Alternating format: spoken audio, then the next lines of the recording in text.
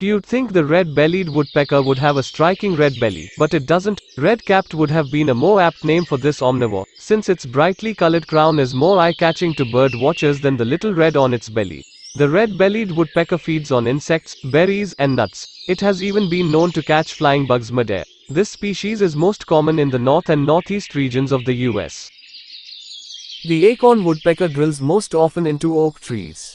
It hoards acorns in the holes it pecks into dead trees known as granary trees and feeds on them through the winter.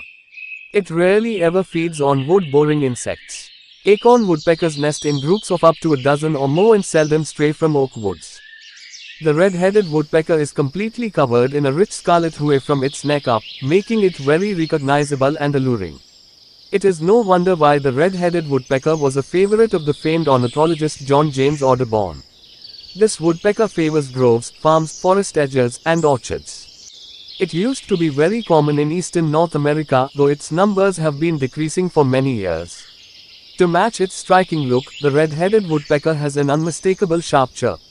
The golden-fronted woodpecker certainly has a unique appearance, with its zebra-patterned body and speckles of yellow and red on its head. Its unmistakable look made it easy for Texans to target the species during the early 20th century, when it was considered a pest for boring into telegraph poles. It is most commonly found in the open land of eastern Mexico, northern Central America, and sometimes Texas. The golden-fronted and red-bellied woodpeckers have been known to butt heads and aggressively defend their territories in areas where their habitats overlap.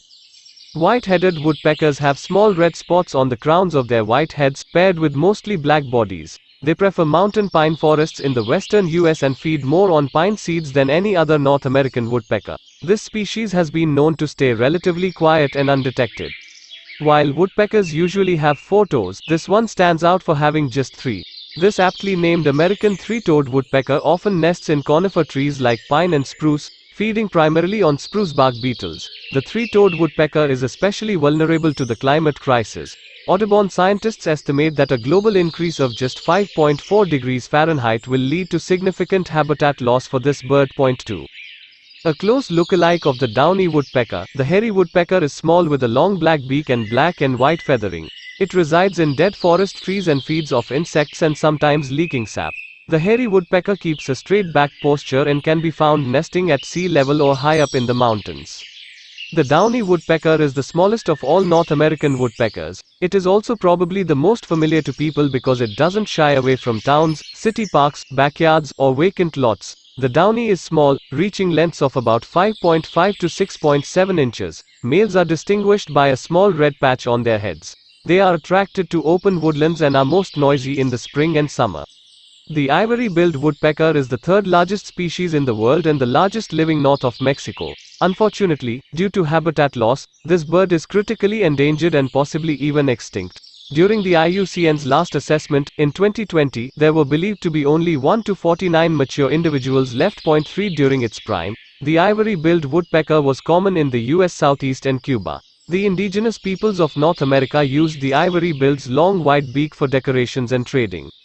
While woodpeckers generally prefer tree settings, the gila calls the desert home. Common to the US Southwest and Mexico, the gila nests in living saguaro cactuses. After pecking out a hole, it waits months for the cactus pulp to dry before moving in. These birds are usually very conspicuous given their noisy, undulating calls.